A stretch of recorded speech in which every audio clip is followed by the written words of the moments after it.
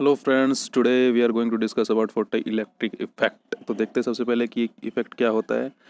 तो सबसे पहले डेफिनेशन से शुरुआत करते हैं। When a beam of light is incidented on the metal surface, और मेटल सरफेस कौन से होंगे? पोटाशियम सीजियस टाइप के। Then the electrons are coming out from the metal surface, this phenomena is called as photoelectric effect. मतलब हमारे पास क्या रहेगा? एक मेटल सरफेस रहेगा। मेटल सरफेस के ऊपर अगर हम लाइट इंसिडेंट करवाएं, और बशर्ते एक कंडीशन होती है कि वो किससे कनेक्ट होना चाहिए? एक बैटरी से कनेक्ट होना चाहिए। तो वो मेटल सरफेस क्या इजेक्ट करता है? इलेक्ट्रॉन से इजेक्ट करता है, जैसे कि इस डायग्राम में दिख पा रहा है। तो हम बात करते हैं इसकी इंस्ट्रूमेंटेशन की, मतलब ये कैसे काम करता है। तो सबसे पहले एक वैक्यूम चैम्बर लिया जाता है, जैसे कि ये वैक्यूम चैम्बर दिख रहा होगा। इस वैक्यूम चैम्बर के अंदर से सारे गैसेस निकाल दी गई हैं, ठीक है। अब इसके अंदर इनबिल्ट कर दिया एक मेटल सरफेस यहाँ पे, और वो मेटल सरफेस कनेक्ट कर दिया एक वायर से, जो वायर कनेक्ट है negatively end of A battery, और पॉजिटिव एंड कनेक्ट हो गया है किससे? डिटेक्टर से।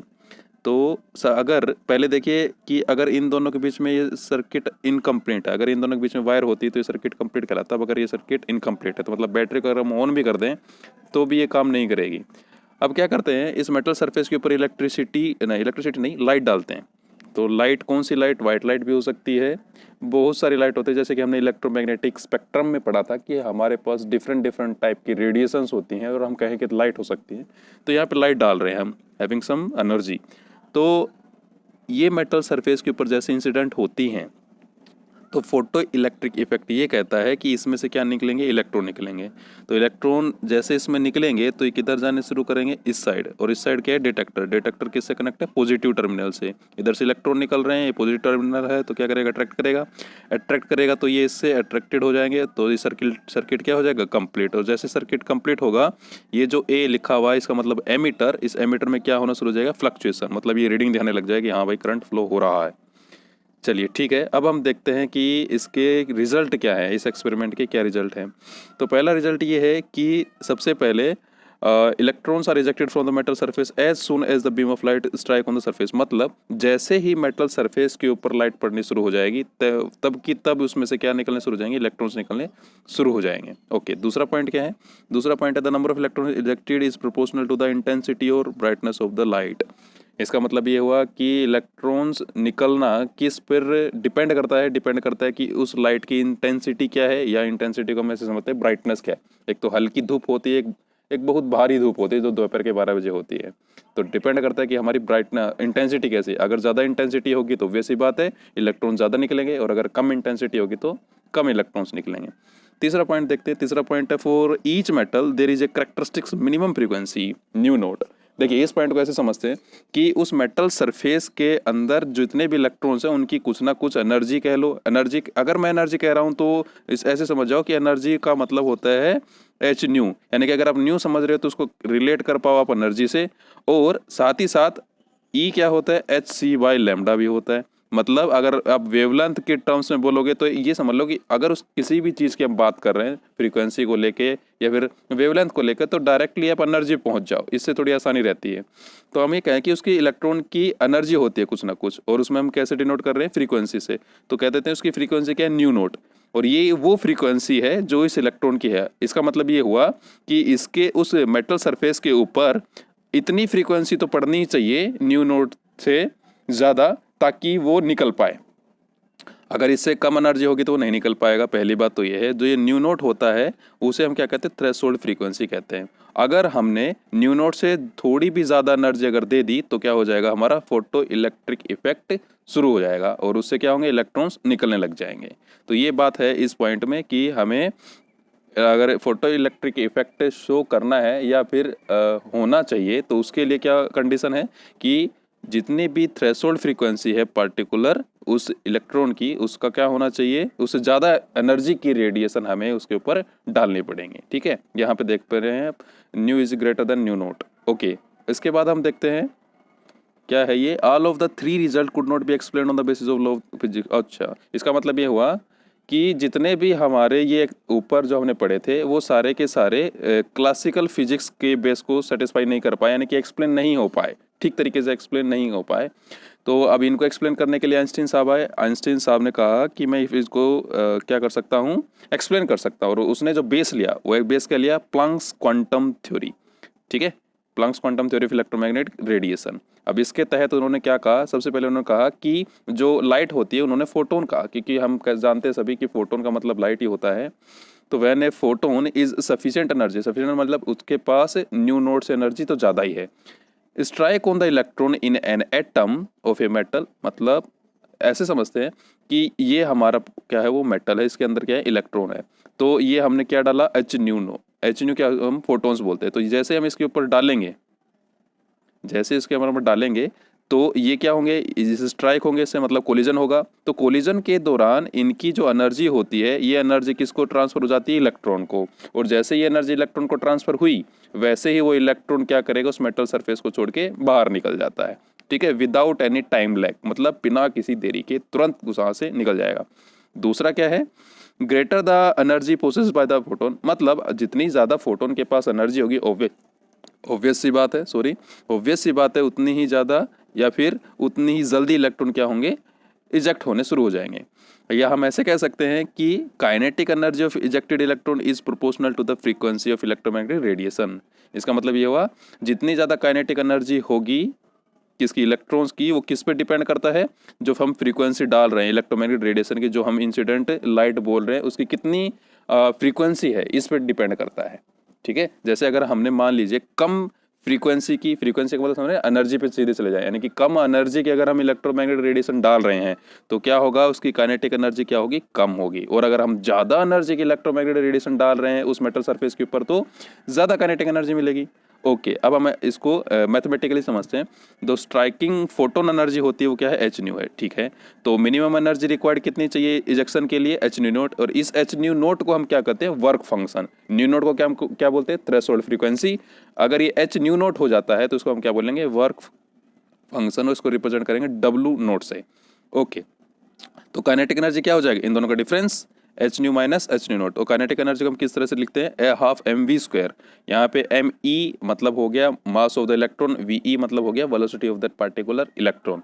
कितना था ये, H nu minus H nu naught. अब हमें पता है एच न्यू क्या है, ज़्यादा ही है किससे, एच न्यू नोट से। तो ये क्वांटिटी क्या है, पॉजिटिव, क्योंकि हमें पता है ये फोटो इलेक्ट्रिक इफेक्ट होगा ही कब, जब न्यू की वैल्यू किससे ज़्यादा होगी, न्यू नोट से ज़्यादा होगी, ठीक है। यहाँ से हम ये एक्सप्रेशन निकाल सकते हैं। ये एक्सप्रेशन काफ़ी इंपॉर्टेंट है, ये आगे हमें न्यूमेरिकल के टाइम बड़े आसान हो गया। तो न्यूमेरिकल की बात करते हैं तो तुरंत ही एक न्यूमेरिकल सोल्व कर लेते हैं, आसान सा न्यूमेरिकल है। ये है the threshold frequency nu note for a metal is this much, 7 × 10⁻⁴ second inverse. Second inverse का मतलब क्या होता है, हर्ट्ज, ये ध्यान रखना है, यूनिट में कभी भी कंफ्यूज नहीं होना। सेकंड इनवर्स का मतलब क्या होता है, हर्ट्ज होता है, ठीक है। अब हम देखते हैं कैलकुलेट द काइनेटिक, अच्छा काइनेटिक एनर्जी हमें निकालना है उस इलेक्ट्रॉन की जो इजेक्ट हुए हैं, और उनकी फ्रीक्वेंसी हमें दिए हुए है एमिटेड की 10⁻⁻15 सेकंड इनवर्स। जब ये मेटल से स्ट्राइक होता है तो इतनी एनर्जी का हमें क्या है, इतनी वेवलेंथ नहीं, sorry, calculate the kinetic energy of electron emitted when radiation of frequency hits, मतलब जो इंसिडेंट रेडिएशन है, यानी इंसिडेंट रेडिएशन मतलब वो जो हम मेटल सरफेस के ऊपर डाल रहे हैं, उनकी हमें फ्रीक्वेंसी दे रखी है 10⁻15 सेकंड इनवर्स, 10⁻15 हर्ट्ज दे रखी है हमें। और ये कह रहा है कि थ्रेशोल्ड फ्रीक्वेंसी कितनी है, इतनी है। तो बताओ काइनेटिक एनर्जी कितनी हुई, तो आसान हो गया, काइनेटिक एनर्जी का रिलेशन लगाओ, kinetic energy equal to H nu minus H nu naught. अब न्यू हमें दे दिया, ये एच न्यू जो होता है ये कौन सा होता है, हमारा इंसिडेंट, जो हमें इंसिडेंट करवा रहे हैं मेटल सरफेस के ऊपर। और ये एच न्यू नोट कौन सा होता है, उस पार्टिकुलर मेटल, सॉरी उस पार्टिकुलर मेटल के अंदर जो इलेक्ट्रॉन होता है उनकी फ्रीक्वेंसी होती है।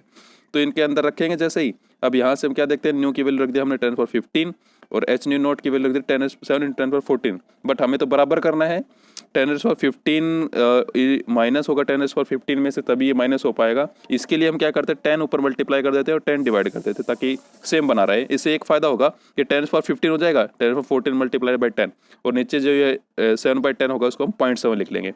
तो यहाँ पे क्या हुआ, 1 × 10⁻15 माइनस 0.7 मल्टीप्लाइड बाई 10⁻15। तो 10⁻15 यहाँ से कॉमन आ जाएगा, बाहर चला जाएगा, और 1 माइनस 0.7 कितना बच जाएगा, 0.3। तो पहले हम एच की लिखते हैं वैल्यू, एच क्या होता है, प्लैंक्स कांस्टेंट, इसकी वैल्यू क्या होता है 6.626 × 10⁻34 जूल सेकंड, मल्टीप्लाइड बाय ये जहाँ से हमने देखा था 0.3 इंटू में बाहर क्या था 10⁻15 सेकंड इनवर्स।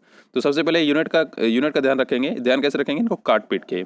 सेकंड इनवर्स से सेकंड कैंसिल आउट हो गया, तो सिर्फ और सिर्फ क्या बच जाएगा, जूल, जो किसकी यूनिट होती है, एनर्जी की। और यहाँ पे किसकी यूनिट है, काइनेटिक एनर्जी की। तो काइनेटिक एनर्जी कितना जाएगा, 6.626 multiply by 0.3 multiply by 10⁻15 into 10⁻34 into 10⁻15 joule. अब ये आसान हो गया, इन दोनों को हम सोल्व कर सकते हैं, मल्टीप्लाई कर लेंगे, काफ़ी आसान मल्टीप्लिकेशन है। इसके बाद जो टॉपिक आता है वो होता है evidence for the quantized electronic energy levels, यानी कि एटॉमिक स्पेक्ट्रा। देखिए इसको आसानी के साथ समझते हैं। सबसे पहले ऐसे समझिए, जो व्हाइट लाइट होती है हमारे पास, अगर हम उस व्हाइट लाइट को प्रिज्म से हम पास करवाते हैं तो वो क्या हो जाती है, बैंड हो जाती है। और वो बैंड किस तरह से होती है, जिस भी वेव की शॉर्टर वेवलेंथ होगी, यानी कि छोटी वेवलेंथ होगी, वो ज़्यादा मुड़ेगी किसकी बजाय, जिसकी लॉन्गर वेवलेंथ होती है। ठीक है, अगर हम कभी भी व्हाइट लाइट को एक प्रिज्म से पास करवाएंगे तो क्या होंगी, बैंड होंगी। अब जो सबसे ज़्यादा बैंड होगी वो कौन सी होगी, वो वाली वेव होगी जो जिसकी वेवलेंथ सबसे छोटी होगी। सबसे छोटी वाली वेवलेंथ की रेडिएशन सबसे ज़्यादा बैंड होगी, और जितनी ज़्यादा उसकी वेवलेंथ होगी यानी लॉन्गर वेवलेंथ होगी उतनी ही कम बैंड होगी। ठीक है, अब ordinary white light consist of waves of all the wavelength, मतलब जो ऑर्डिनरी वाइट लाइट होती है उसके अंदर सारी की सारी वेवलेंथ आ जाती है, यानी कि वो क्या होते हैं, अगर हम देखते हैं 7 कलर जो होते हैं वो वाइट लाइट के कंस्टिट्यूएंट्स होते हैं। ठीक है, तो ये जो रे होती है अपने अंदर सारे के सारे कलर की वेवलेंथ समाये रखती है, तो इसीलिए हमें क्या बोलते हैं, इनको कलर बैंड, और कलर बैंड को हम क्या बोलते हैं, स्पेक्ट्रम बोलते हैं। ठीक है, जैसे कि ये क्या हो गया, विजिबल नहीं सॉरी वायलेट। ठीक है, जहाँ हम विबग्योर के नाम से जाते हैं, VIB, ये इस तरह का जो बनता है ना स्पेक्ट, इसको क्या बोलते हैं, कलर बैंड बोलते हैं, और इसको हम केमिस्ट्री के अंदर क्या बोलेंगे, स्पेक्ट्रम बोलेंगे। ठीक है, the light of red colour which है longest wavelength is deviated the least, ये हमने ऊपर पढ़ा था। तो अब हम बात करते हैं हमारी व्हाइट लाइट की, जैसे हमने बताया था अभी, ये विबग्योर से हम इसको याद रख सकते हैं, V for violet, I for indigo, and B for blue, green, yellow, orange and red.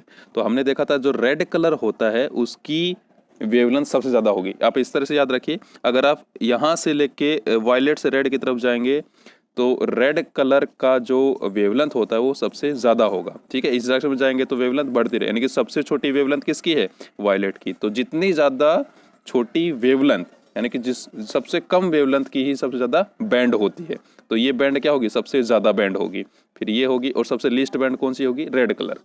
ठीक है, इसका मतलब ये होता है। अब हम बात करते हैं स्पेक्ट्रम की, तो हमें पता है कि स्पेक्ट्रम, विजिबल स्पेक्ट्रम जो होता है वो कहाँ से कहाँ लाई करता है, 7.5 × 10⁻14 हर्ट्ज। ये तो क्या होगा, वायलेट का, और रेड का कितना हो गया, ये हो गया। ये ध्यान रखना है हर्ट्ज में है, हर्ट्ज का मतलब क्या है, फ्रीक्वेंसी है। तो आप कभी ये सोचो कि सर ये तो हर्ट्ज, तो मतलब इसका तो कितना है, 7.5 × 10⁻14 हर्ट्ज है, इसका कम है। इसका मैंने कहा था वेवलेंथ, यानी कि अगर इसको वेवलेंथ में चेंज करेंगे तो आपको पता ही है, न्यू इज इक्वल टू क्या होता है, C/λ, यानी कि वेवलेंथ और फ्रीक्वेंसी आपस में क्या होते हैं, इन्वर्सली प्रोपोर्शनल। यानी कि अगर 7.5 × 10⁻14 किसका है, इसका है, वायलेट का, ये क्या है, इसका फ्रीक्वेंसी है, तो ऑब्वियस सी बात है इसकी वेवलेंथ क्या होगी, छोटी हो जाएगी।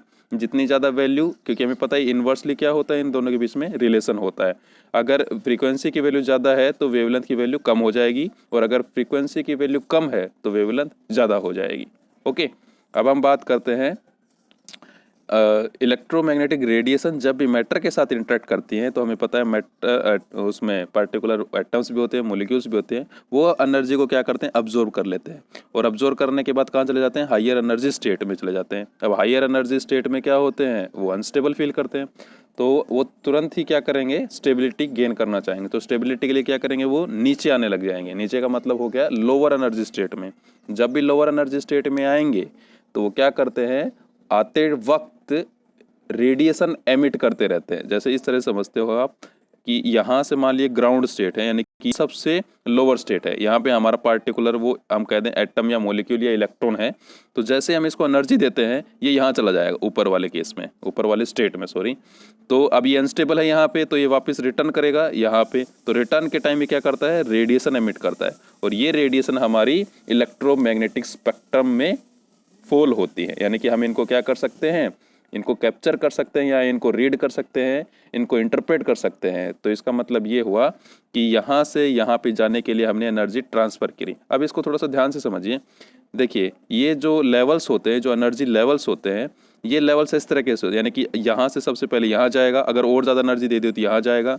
अब ये क्या हो गए, हमारे एनर्जी लेवल्स हो गए। अब ये एनर्जी लेवल्स क्या होते हैं, क्वांटाइज्ड होते हैं। क्वांटाइज का मतलब क्या हुआ, इस एनर्जी लेवल की, पार्टिकुलर एनर्जी लेवल की कुछ एनर्जी होगी जो कि फिक्स होगी, इसकी भी क्या होगी, फिक्स होगी। अब डिपेंड करता है कि ये एनर्जी लेवल कैसे हैं। अब ये एनर्जी लेवल्स होते हैं, इनके बीच में क्या होती है, कुछ ना कुछ एनर्जी गैप होता है। मतलब ऐसा नहीं है कि ये जितना एनर्जी लेवल है का गैप है उतनी एनर्जी का गैप ये होगा, नहीं, अलग अलग भी हो अलग अलग ही होते हैं, सेम नहीं होते। तो इसका मतलब ये हुआ कि जितने भी हमारे ये एनर्जी लेवल्स होते हैं वो सारे क्या होते हैं, उनकी फिक्स एनर्जी होती है और क्या रहते हैं, सेपरेट रहते हैं with a certain energy gap. इसका मतलब क्या हो गया, हमारा ये फिक्स होना ही क्या कहलाता है, quantization of the particular energy state. Okay, next class में हम देखेंगे दूसरे टॉपिक के पर। तब तक के लिए टेक केयर, बाय बाय।